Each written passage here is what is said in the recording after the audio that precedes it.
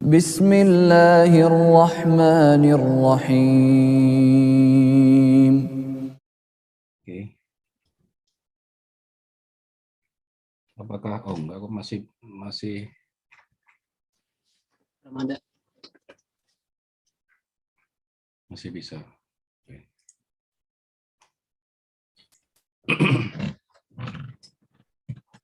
Baik, sambil menunggu Buya Rozi bergabung bersama kita, boleh di-share sholawat Pak Giri. Kita baca sholawat bersama-sama. Salawat video atau teks? Boleh teks, boleh video, boleh yang mana aja. Teks aja ya, apa video aja ya, biar ini. Boleh. Biar. Oh, sudah bergabung sepertinya, tapi nggak ada mic-nya. Ah, ya. Tapi keluar lagi.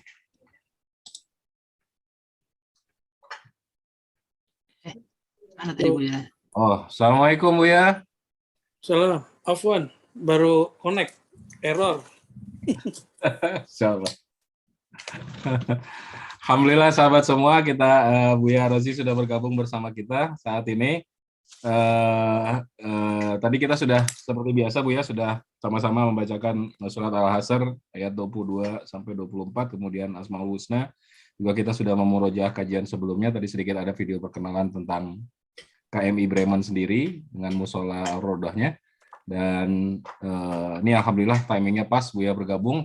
Dan saya kira tanpa memperpanjang waktu lagi, saya persilahkan kepada Buya Rozi. Persilakan Buya. Baik.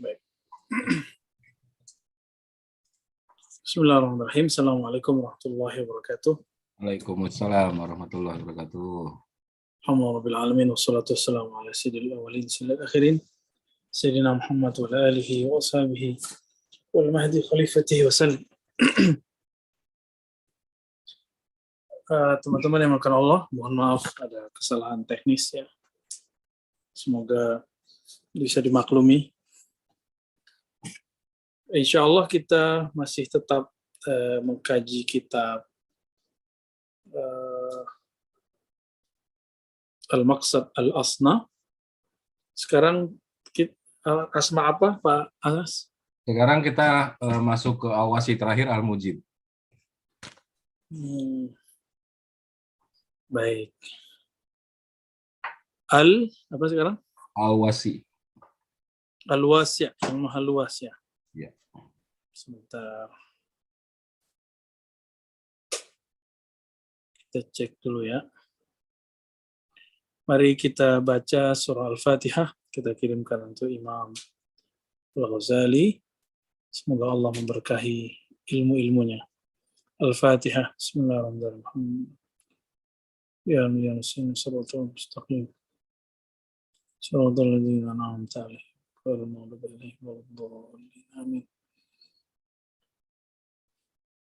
Oke, sebelumnya Al-Shawir ya, sudah semua ini. Al-Mujib. Sebelumnya Al-Jalil, Al-Karim, Al-Raqib, sama Al-Mujib. Oh, jauh juga ya, udah banyak ya. As-Sami. Ini santai aja Pak ya. Ya, seperti biasa aja Bu ya, santai aja. Ya. Al-Jalil udah ya. Al-Jalil sudah, Al-Karim, Al-Wasi'. Oke. Al-Wasi ya. Allahumma sholli wa sallim wa barik ala sayyidina Muhammad. Baik. Al-Wasi'. Nah, ini bahasa Arabnya mushtaq minas sa'ah ya. Diambil dari bahasa Arab yaitu sa'ah. Sa'ah itu artinya keluasan. Ini dia. Sa'ah itu artinya keluasan. Wah, nggak bagus tulisan ini. Ya, luas. Bisa kita artikan luas. Wus'ah atau sa'ah. Kelapangan. Lapang juga bisa. Wasa'atu tudhafu marratan ila al-ilm. Kadang-kadang kelapangan, keluasan itu menjadi sifat daripada ilmu. idh tasa'a wa ahata bil ma'lumatil katsirah. Karena apabila ilmu meluas, meliputi berbagai macam maklumat, maka disebut ilmun wasi', ilmu yang luas gitu.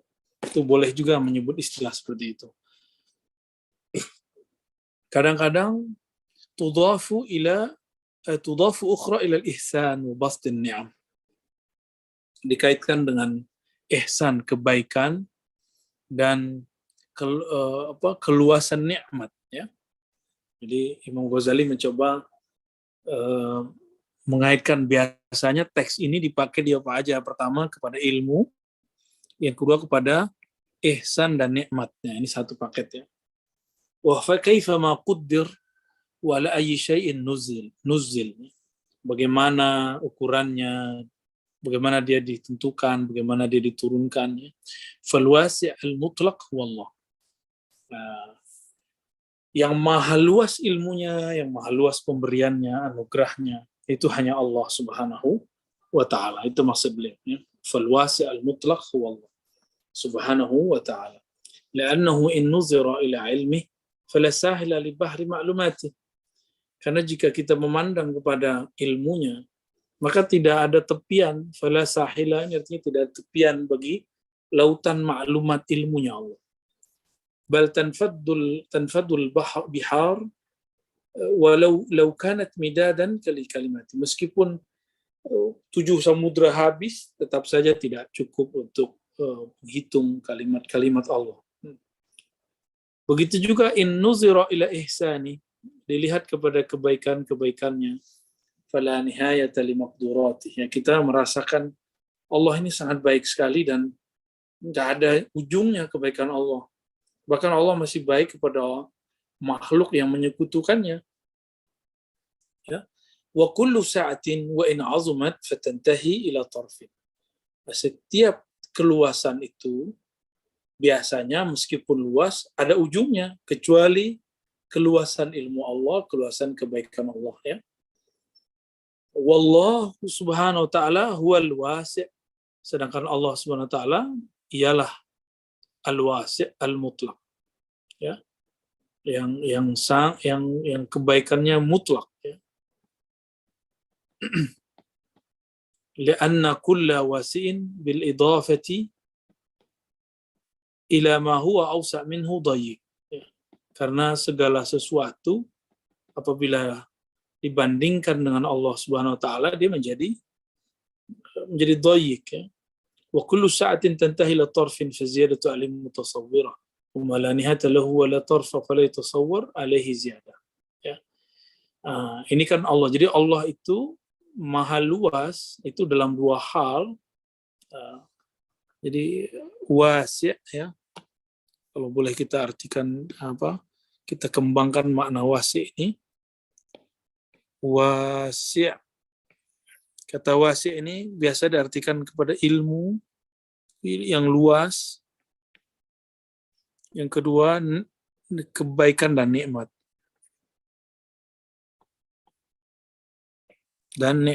Ya. Kebaikan dan nikmat yang luas, yang banyak. 2 ini. Maka apabila ada orang yang kebaikannya, ilmunya luas, boleh juga disebut dia Abdul Wasi'. Siapa saja di antara hamba Allah yang mendapatkan nurul wasi', dia akan luas pengetahuannya, akan luas akhlaknya. Fa in kasurat ulumu fa huwa wasi'un biqadri sa'ati ilmi. Jika yang banyak itu ilmunya, maka dia disebut luas ilmunya. Jika orangnya sangat baik, akhlaknya bagus, hatta la yudayyiqha khauful faqr wa ghazal hasad wa ghalabatul hirs wa sa'ir sifat fa huwa wasi'. Nah, orang-orang yang akhlaknya luar biasa sehingga tidak terganggu, tidak takut terhadap kefakiran, tidak khawatir terhadap murkanya orang yang hasad, ya, enggak tersinggungan, kira-kira begitu. Ghalabatul hirs, keinginan yang baik, yang positif, dan semua sifat huwa wasi'. Maka orang itu yang disebut wasi'. Wa kullu dzalika fa huwa ila nihayah. Meskipun demikian, tetap saja ada batasnya. Kenapa? Innamal wasi' al-haq huwa Allah. Wasi' yang mutlak hanyalah Allah Subhanahu wa ta'ala. Ya, ini yang jadi poin beliau ya.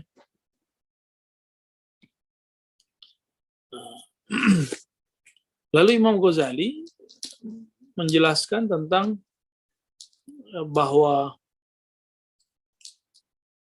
al-wasi' itu ya lebih identik kepada ilmu dan nikmat saja ya. Kalau saya misalnya mengembangkan bahwa ilmu di situ termasuk ilmu ma'rifatullah. Ilmu mengenal Allah ini kan biasanya di kitab-kitab boleh kita sebut mentok lah pada istilah saja. Misalnya tauhid asma, tauhid sifat, tauhid af'al, tauhid zat, hanya sampai sebagai pentauhidan saja. Tapi bagaimana pendalamannya, itu kitab-kitab bahkan ulama-ulama besar pun banyak yang mereka mundur dan tidak membahasnya. Nah, di masa ini Allah menunjukkan kembali kewasiannya, keluasan ilmunya, dan ia hanya akan memberikan ilmu mengenai yang 4 tadi, nama, sifat, af'al, zat itu hanya kepada qalbu hambanya yang betul-betul murni kepada Allah Subhanahu wa ta'ala. Ya, kekasih-kekasihnya lah. Oke, pembahasan di sini ternyata nggak terlalu panjang, ya. Ternyata Imam Ghazali sampai di situ aja dia membahasnya. Nah, sekarang masuk ke nama Allah Al-Hakim. Al-Hakim ya, ini bahasa Arabnya. Al-Hakim Dzul Hikmah. Al-Hakim itu yang mempunyai hikmah.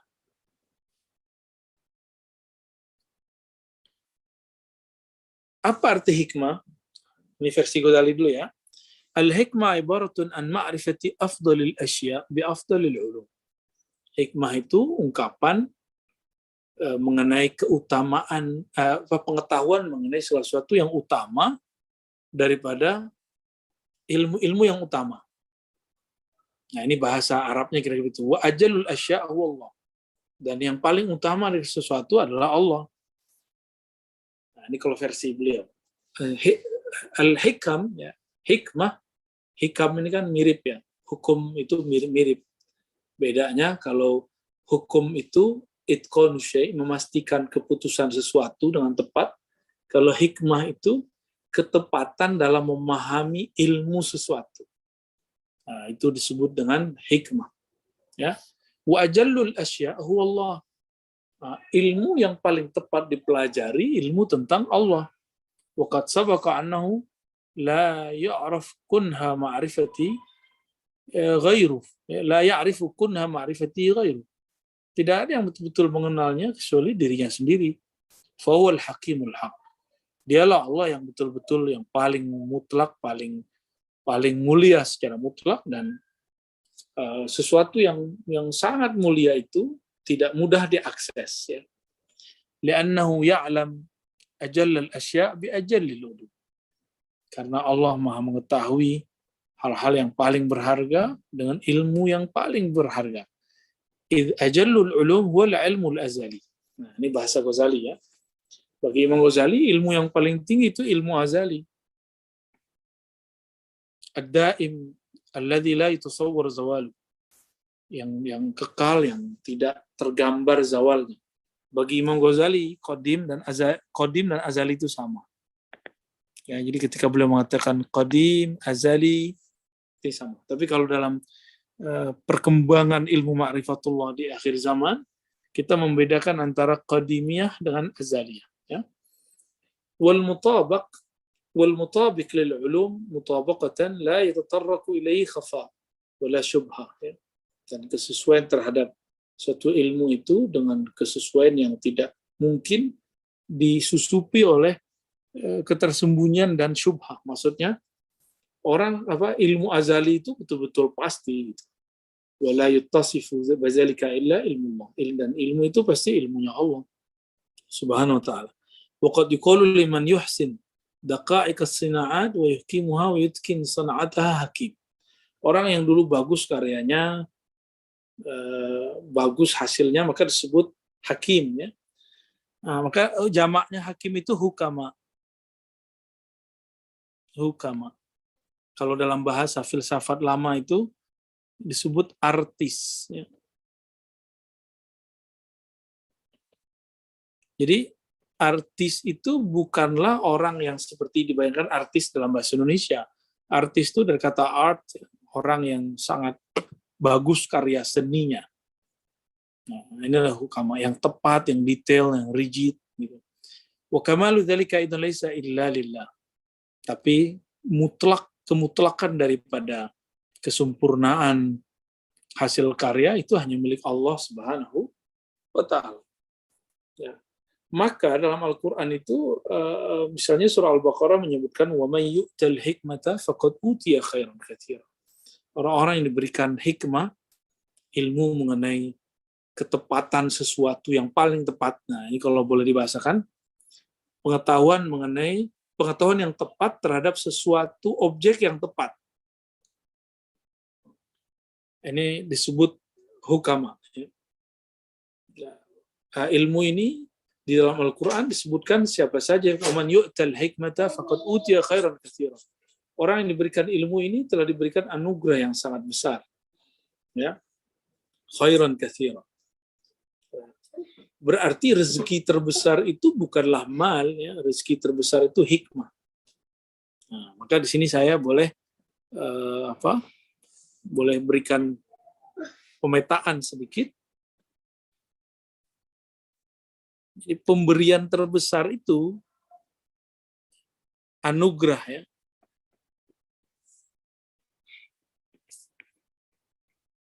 Anugerah itu, kalau kita kan memahami anugerah itu materi.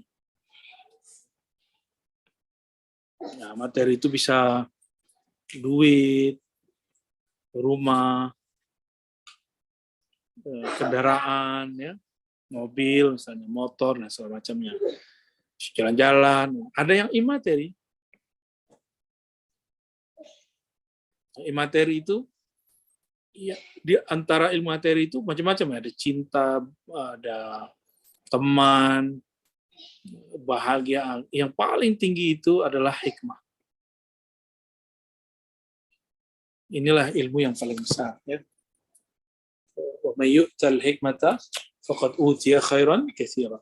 Siapa yang diberikan hikmah, sungguh dia telah berikan khairan, kebaikan yang sangat luar biasa. Orang-orang inilah permata di alam semesta. Ya. Jika semua orang kemudian, orang-orang Islam terutama seperti kita, selalu merindukan ke Mekah, merindukan ke Madinah, tawaf di sana sama.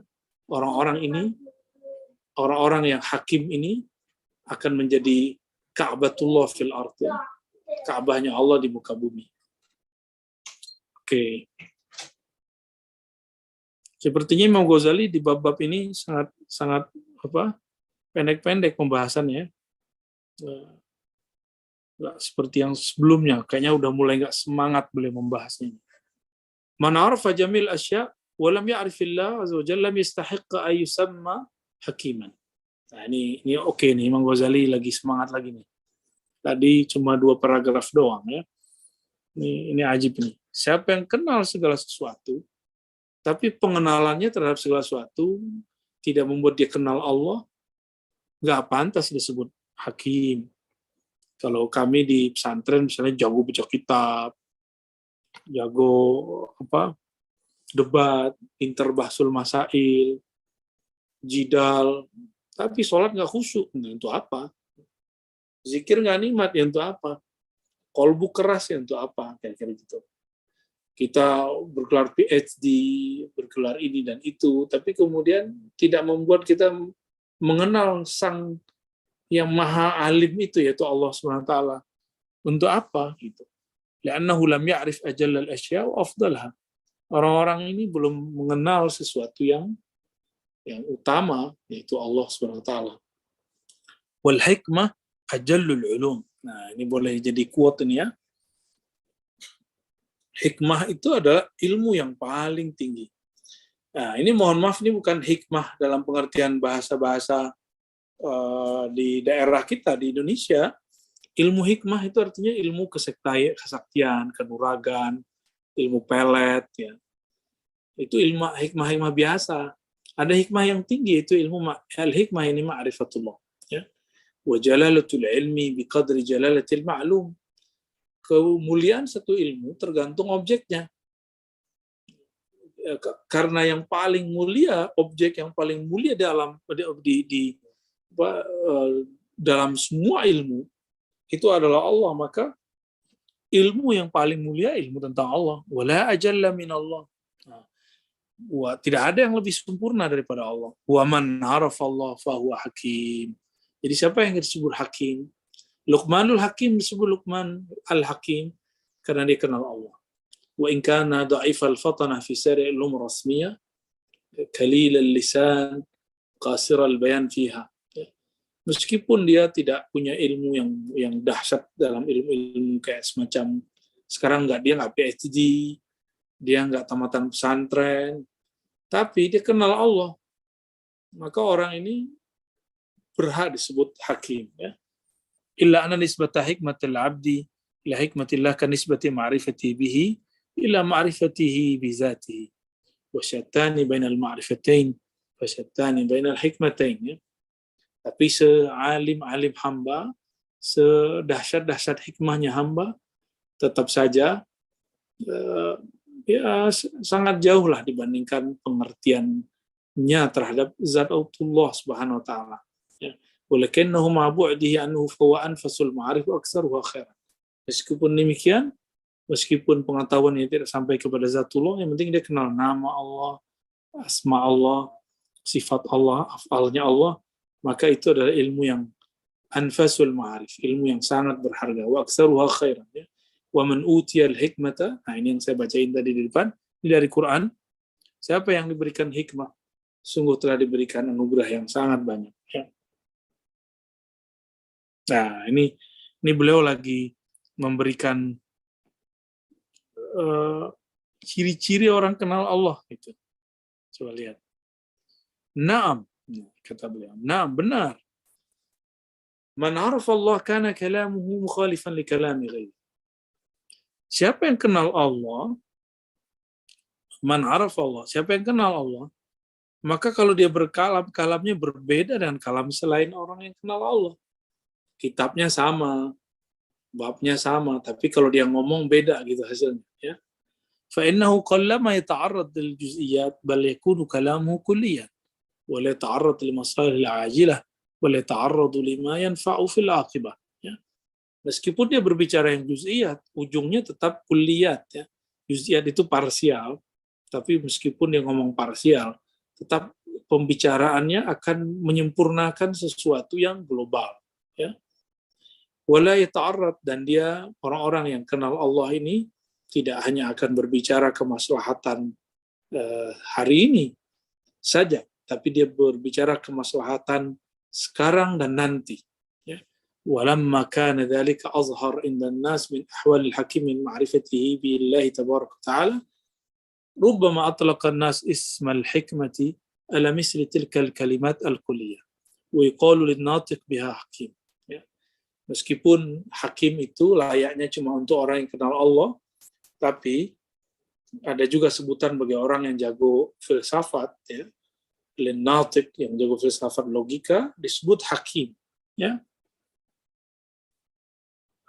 Ya, jamaknya hukama.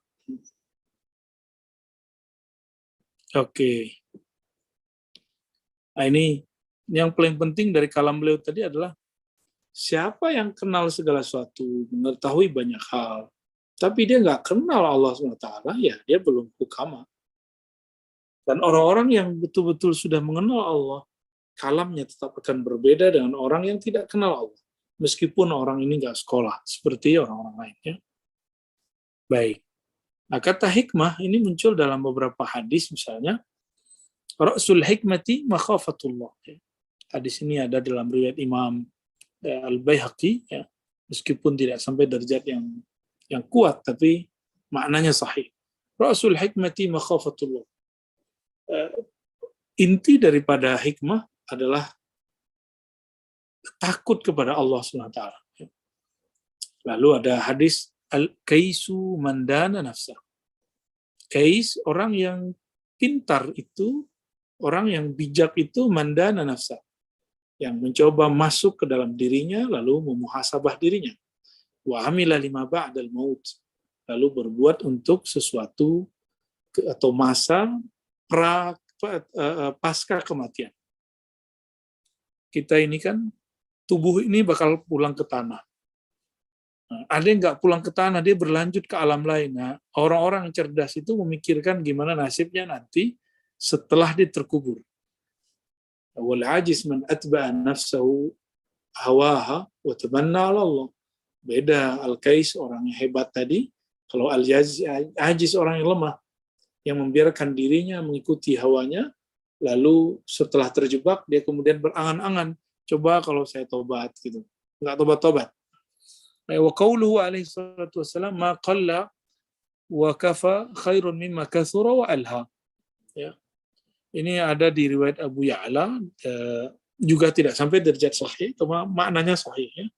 Yang sedikit lebih baik, yang sedikit cukup lebih baik berbanyak tapi melalaikan. Man asbaha mu'afan fi badani aminan fi sarbi indahu qutu yaumi fakannama huyizat lahu dunya bima hadafiriha. Ya. Jadi siapa yang disebut orang berkecukupan? Ini hadis Imam Ibnu Majah, ada juga di Tirmizi, hadisnya bagus ya, di bawah sahih dikit. Yang makannya cukup, badannya sehat, hari-harinya ya berkecukupan lah. Itu udah sama dengan dapat dunia dan seisinya. Kun wari'an takun a'badan nas. Nah, ini menarik hadisnya. Hadis Ibnu Majah ya. Kun wari'an. Jadilah kamu orang-orang yang benar-benar wara'. Wari'an. Maka engkau akan menjadi manusia yang paling banyak ibadahnya. Wa kun qani'an. Wa kun qani'an. Jadilah kamu orang yang banyak qanaahnya. Takun ashkaran nas. Kamu akan menjadi orang yang paling bisa bersyukur. Ya. Jadi kenapa kita kurang bersyukur? Karena kita kurang qanaah. Kenapa kita ini kurang ibadah? Karena kurang hati-hati. Ya. Wa qawluhu al-bala muwakkalun bil mantiq. Bala itu akan diwakilkan, akan datang cuma karena kata-kata. Jadi hati-hati, jangan ngomong sembarangan. Jangan ngomong saya ini mati aja, ntar benar mati. Jangan ngomong ntar saya mati tabrakan nanti nih. Jangan ngomong begitu, nanti bahaya. Saya ini bakal hidupnya di penjara nih gitu. Nah, jangan ngomong begitu, ini bahaya ya. Takut diaminkan nanti. Saya ini ntar bakal susah mulu nih. Nah, orang-orang begini dia kurang bijak ya. Maka kebijaksanaan ini penerjemahannya ada pada kata-kata. Ya, lalu ada hadis min husni islamil mar'i tarkuhu ma la ya'ni. Ciri-ciri Islam seseorang yang oke, dia meninggalkan yang nggak penting. Ya. Lalu as-sa'id man wa'iza bi ghairihi. Orang yang bahagia yang man wa'iza bi ghairihi, yang dapat pelajaran dari orang lain. Nah, ini orang yang akan bahagia. As-sumtu hikmatun wa qalilun fa'ilu. Diam itu bagian daripada inti hikmah. Cuma saya yang sedikit yang mengatakannya. Ya. Diam tentu diam pada tempatnya. Ya. Wa qawluhu al-qana'atu malun la yanfa. Kata-kata Nabi misalnya nerimo, qana'ah, ya, itu adalah harta yang tidak pernah habis. Dan sangat banyak riwayat begini ya teman-teman.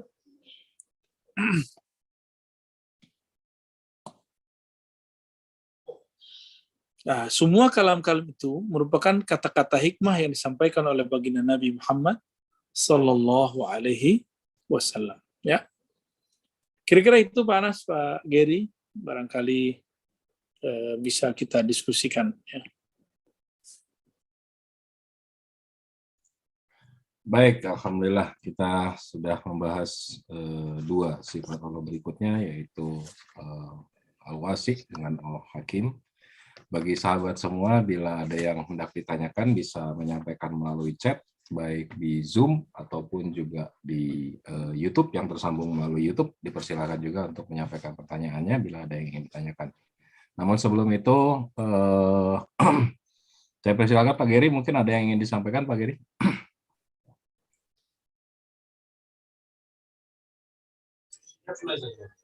Assalamualaikum warahmatullahi wabarakatuh. Salam. Ya, Buya Rozi, terima kasih yang selama ini sudah memberikan kita ilmu. Semoga Buya Rozi selalu sehat dan sudah mendapatkan cahaya Allah yang sampai Amin. ke kita. Dan saya mengucapkan terima kasih sekali karena selama ini mungkin saya lihat Buya Rozi semakin sibuk, tapi masih menyempatkan memberi kajian. Mudah-mudahan kita masih diberi kesempatan istiqomah untuk mengaji kitab Al-Maqsad Al-Hasan ini hingga khatam ya Buya ya. Insya Allah. Mudah-mudahan. Kalau seandainya benturan, kita ganti hari. Iya. Mungkin kita. Yang mungkin yang ingin saya tanyakan tentang apa yang wasi'ah itu. Jadi nikmat itu kalau yang disebut tadi hanya dua saja ya. Nikmat anugerah nikmat dan anugerah keluasan nikmat dan keluasan ilmu ya Bu ya. Ya, ini versi Imam Ghazali. Terima kasih. Jadi kalau itu kok apa? Jadi nikmat yang apa? Keluasan nikmat itu mungkin keluasan nikmat termasuk yang materi juga ya, atau yang juga Termasuk. Dan yang batinnya itu termasuk yang ilmu atau yang masuk anugerah yang nikmat itu, kalau kenikmatan batinnya. Batinnya sudah masuk ke imateri. Ya, versi yang saya lihat ada anugerah materi, ada imateri. Dia masuk ke imateri. Oh gitu ya. Mungkin itu dari saya dulu pertanyaan, mungkin ada teman lain yang ingin bertanya. Terima kasih biar ya. Mungkin nanti kalau ada saya. Jazakumullah khairan. Iya. Baik, sambil menunggu pertanyaan, saya juga ada yang mau ditanyakan, Buya, boleh ya? Ya boleh lah, yang punya hajat. Baik, Buya, kita membahas wasi. Jadi diceritakan bahwa ini adalah berhubungan dengan kelapangan nikmat dan ilmu ya, ihsan dan nikmat terus ilmu. Terus tadi tersebutkan juga al-mukit. Saya buka lagi barusan al-mukit itu juga larinya ke nikmat, tapi spesifik pada makanan. Pertanyaannya sebetulnya adalah, apakah ini sesuatu yang berpasangan atau sebetulnya derajatnya berbeda, Buya? Ini aja, misalnya Pak Anas kalau di rumah disebut ayah, di sekolah disebut misalnya nih guru, atau di tempat kerja disebut karyawan, itu beda sebutan aja. Ya. Orang Allah Subhanahu Wa Taala menyebut dirinya yang memberi makan hamba itu al-mukit. Dan makanan itu kata Imam Ghazali ada dua, ada materi, imateri. Lagi-lagi balik ke situ. Kalau materi makan, minum, obat. Kalau imateri makanan kolbu adalah mengenal nama-nama Allah. Kalau makanannya ruh, mengenal yang punya nama. Yaitu zat Allah itu sendiri. Gitu Pak Kiri. Nah, bedanya Al-Hakim, Allah yang maha tepat pengetahuannya. Kalau Al-Mukit, Allah yang maha memberi makanan fisik maupun rohani hamba-hambanya. Kalau rohaninya tentu dengan ilmu. Nah, ilmunya Allah itu nanti lebih spesifiknya ada pada Al-Hakim itu. Jadi kaitannya adalah pada kata Al-Mukit ala ruhi ibadihi bil ma'rifah ya. Allah itu maha memberi makanan untuk rohani hambanya dengan pengetahuan. Pengetahuan apa yang Allah beri? Pengetahuan mengenai zatnya. Gitu. Ya, maka ini disebut ya berkaitan lah ya, sangat berkaitan. Begitu Pak Anas. Baik, terima kasih Buya. Ini sudah ada beberapa pertanyaan yang masuk, jadi saya mulai dulu aja. Assalamualaikum, ini dari Astuti. Assalamualaikum Buya, mohon izin bertanya, bagaimanakah tahapan untuk dimampukan mengenal Allah, mengingat hijab dosa dan penyakit-penyakit hati yang masih menghampiri, juga bagaimanakah agar mencapai makom waro dan qanaah bagi hamba al-fakir. Terima kasih Buya. Baik, kita sama-sama sedang memperbaiki diri ya. Saya juga sedang memperbaiki diri saya juga. Sama-sama, insya Allah kita akan coba sharing di sini.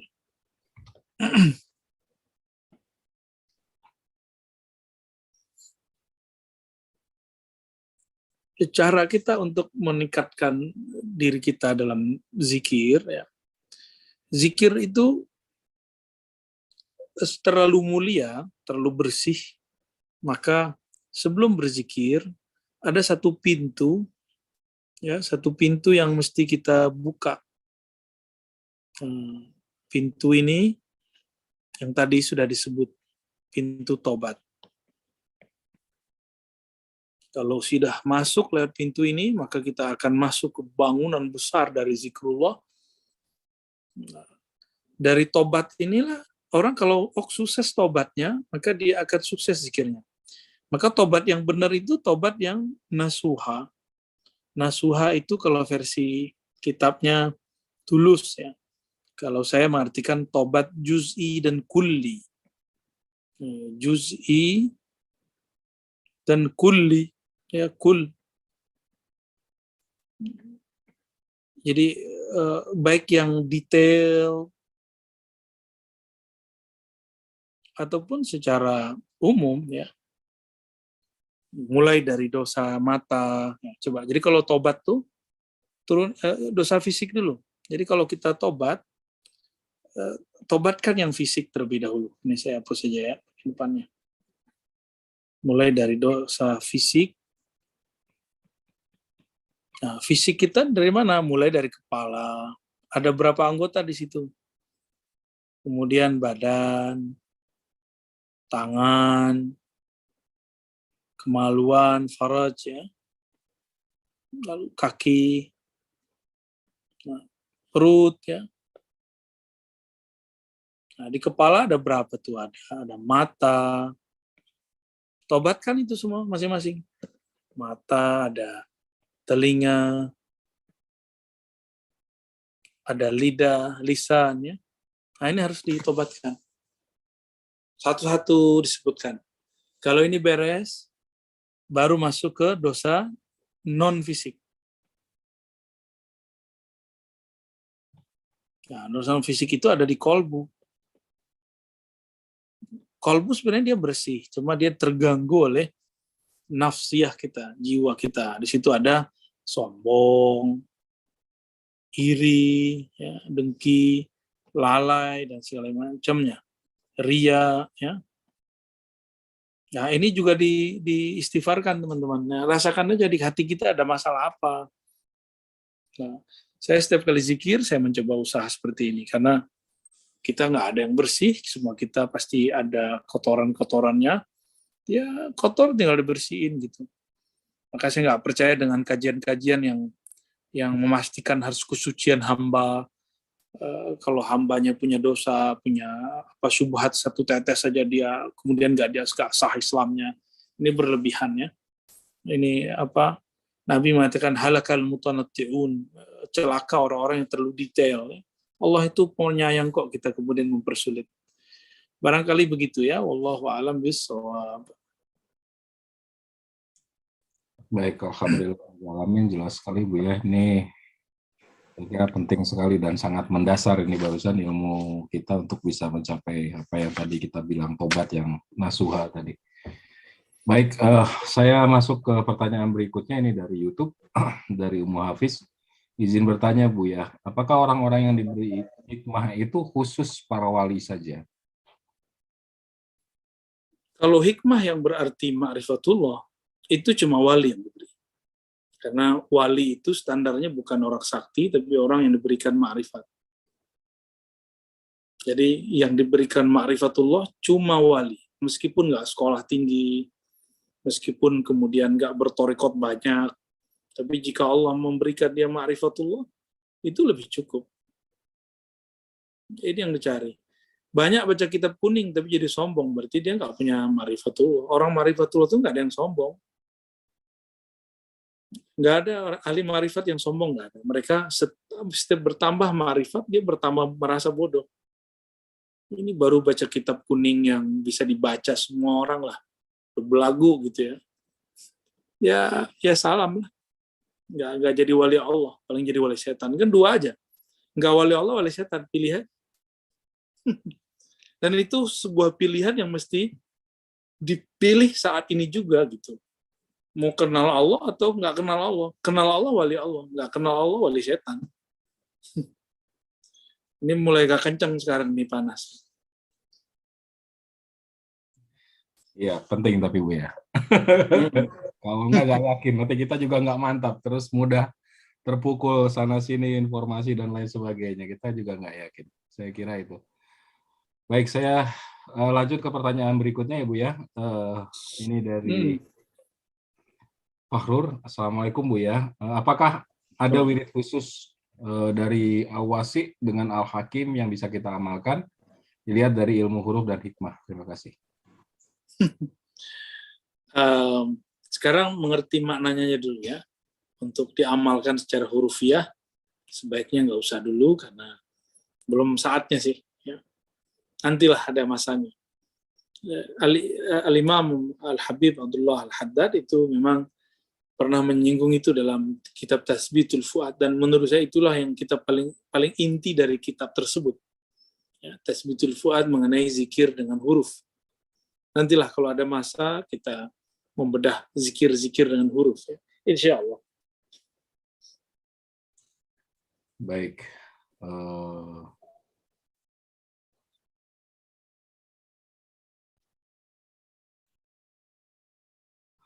Baik, ini pertanyaan berikutnya.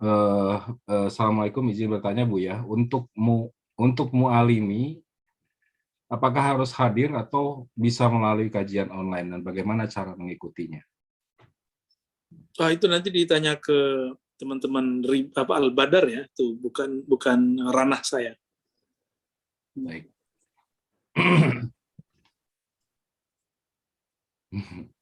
Baik, ini saya lanjutkan ke pertanyaan berikutnya. Dari Rika Suara, bagaimanakah melatih diri jika doa ditangguhkan Allah untuk menjadi nikmat? Sebenarnya tidak ada doa yang ditangguhkan. Yang ada itu, emang dia belum turun kok. Kita aja maksain datangnya sekarang. Allah itu kan sudah tahu kapan satu doa dikabulkan. Kita yang kegeeran, merasanya lebih awal. Jadi tidak ada namanya doa ditangguhkan. Bahkan sebenarnya tidak ada nikmat yang ditangguhkan. Yang ada itu, nikmat itu diatur oleh Allah kapan turunnya. Gitu. Nggak ada nikmat yang ditangguhkan. Kalau ditangguhkan berarti bukan nikmat. Gitu.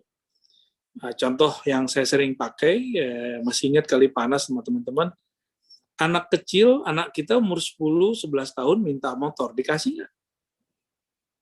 Kan nggak dikasih. Justru kita nggak memberinya, itu tanda sayang. Itulah nikmat yang sebenarnya. Al-man'u ata' kata Ibnu Athaillah. Ketika ditahan, justru itulah nikmat yang sebenarnya. Ya, kapan diberinya? Di saat yang tepat.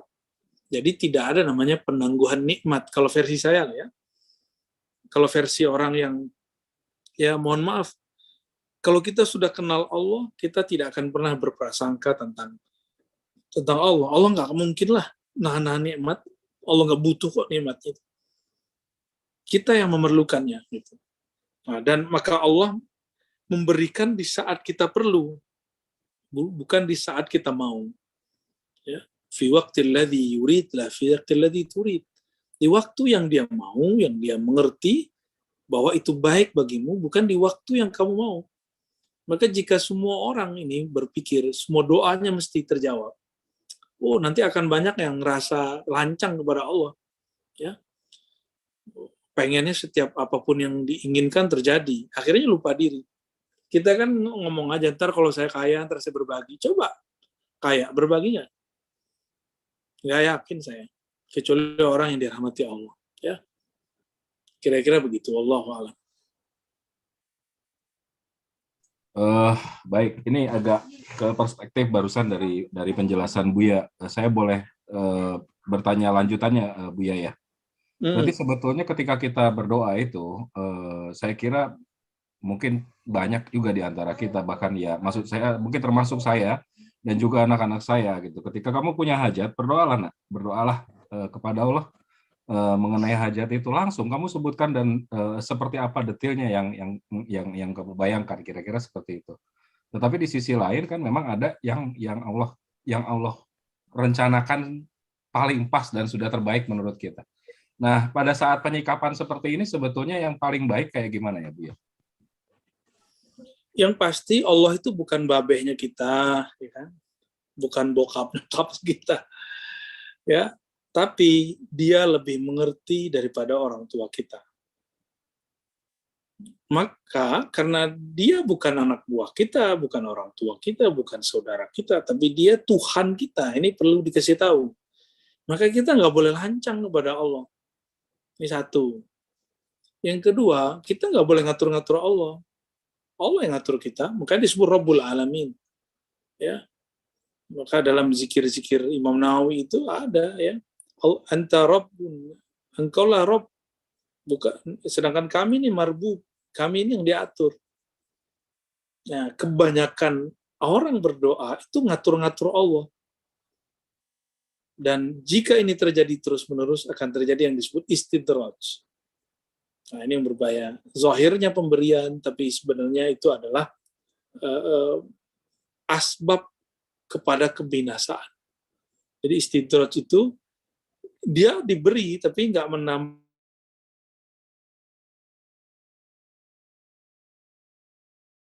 menambah binasa. Dan ini mulai berbahaya ya. Gitu Pak Anas. Jadi jangan ajarkan anak-anak kita agar beradab kepada Allah. Jangan beradab sama kita aja, beradab juga sama Allah. Baik. Coba anak kita boleh nggak diminta suka-suka? Ya? Kalau lebih masih kecil kita nggak apa-apa. Tapi kalau udah gedean dikit, anak macam-macam kita marahi. Apalagi Allah. Ya. Kita nih punya anak buah, minta. Atau Pak Anas nih ngajuin proposal ke Pak Geri, anggap Pak Geri Pak Direktur. Pak Anas GM-nya. Misal nih, ngajuin proposal. Pak Geri lupa, udah 3 hari. Boleh nggak GM intimidasi Direktur? Nggak boleh, apalagi hamba mau intimidasi Allah. Hamba mau ngatur-ngatur Allah. Ya. Kira-kira begitu. Ya. Baik, Bu ya. Alhamdulillah, terima kasih.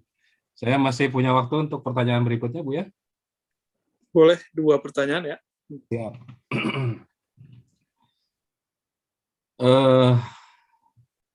Dari Amin. Assalamualaikum Bu ya. Mohon izin untuk mengenai bersyukur. Apa tahapannya dan apa saja urutan yang perlu kita syukuri. Semoga Allah meridhoi dan memberikan kesehatan kepada Bu ya Rozi dan keluarga. Ya, syukur. Nah, syukurnya ada 2, teman-teman ya. Perhatikan ke whiteboard-nya. Syukur itu 2 aja. Ada orang yang syukurnya kepada nikmat, ada orang yang syukurnya kepada pemberi nikmat. Ini beda nih. Syukur nikmat itu orang awam. Ini awam nih. Kalau nambah duitnya, dia seneng, dia bersyukur, Allah baik ya gitu.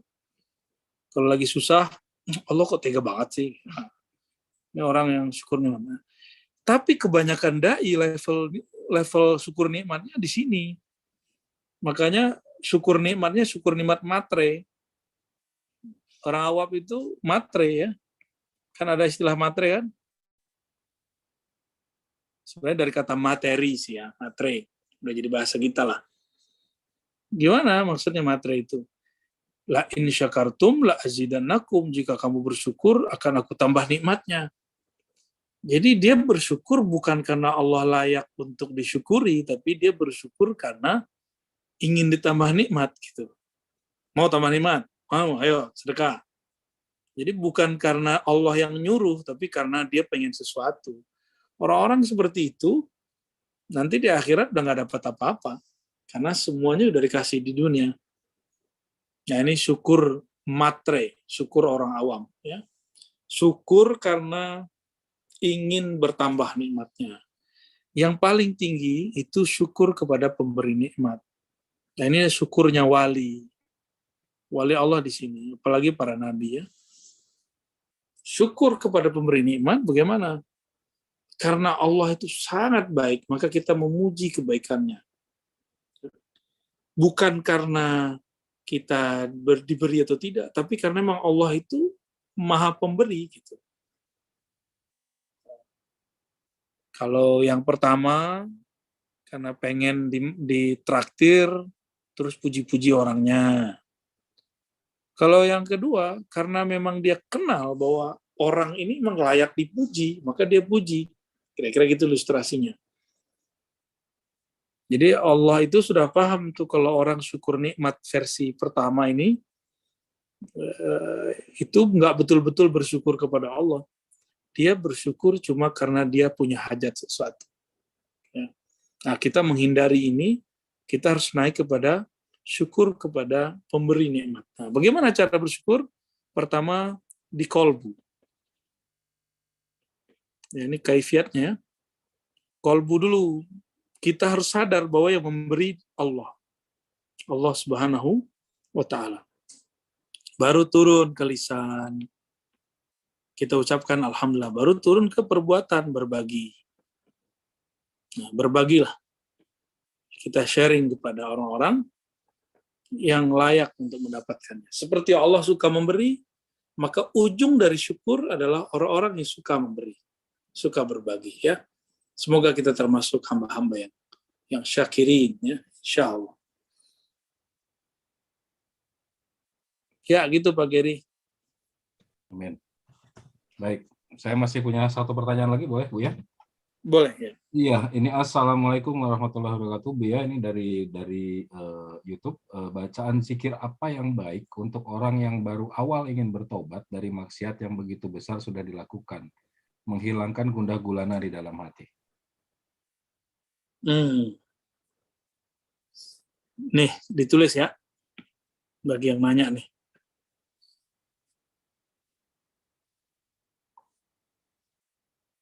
Jadi kalau kita tobat, ya semua bagus, udah ngerasa banyak dosa itu bagus.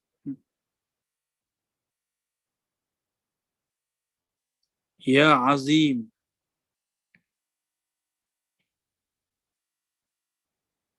Wahai yang maha agung, yang maha besar.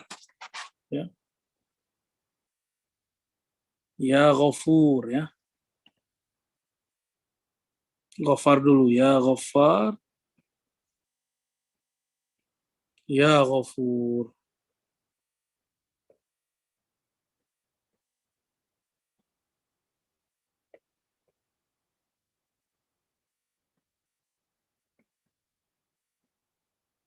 Ya, kenapa baca ini? Ya Azim, meskipun dosa kita besar, ampunan Allah lebih besar. Itu maksudnya.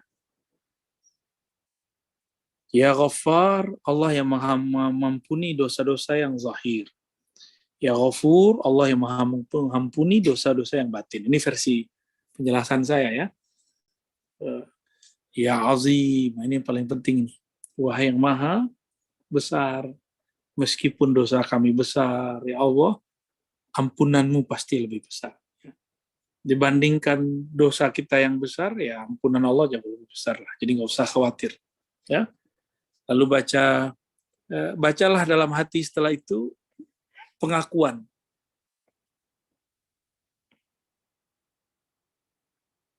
Lalu penyesalan. Ya. Udah, sesali satu-satu, kita ngaku apa ya Allah, saya begini, sesali semua. Lalu iktikad, ya tekad untuk berubah. Tekad ini bukan berarti kita bakal pasti nggak akan maksiat, nggak mungkin. Ya, kalaupun maksiat lagi, ulang lagi. Gitu. Tutup dengan Al-Fatihah dan sholawat.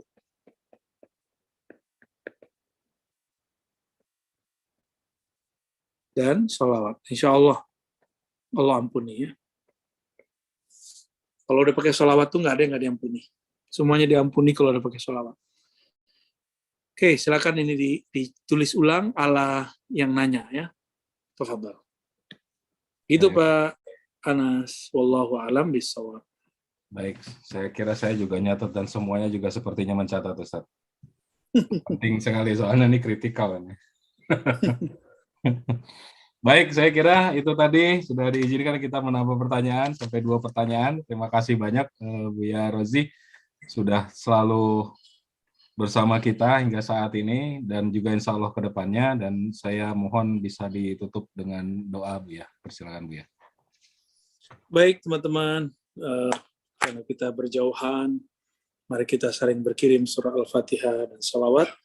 Semoga teman-teman kita yang berjauhan ini diberkahi oleh Allah SWT, dan terutama teman-teman di Bremen, ya, di pusat kajian, semoga tetap sabar berjuang, tulus, ikhlas, apapun gesekan-gesekan, anggap saja itu cara Allah mendewasakan kita. Untuk semua yang ikut hadir, dimanapun berada, mari kita bacakan surat Al-Fatihah. Bismillah. Ya, amin.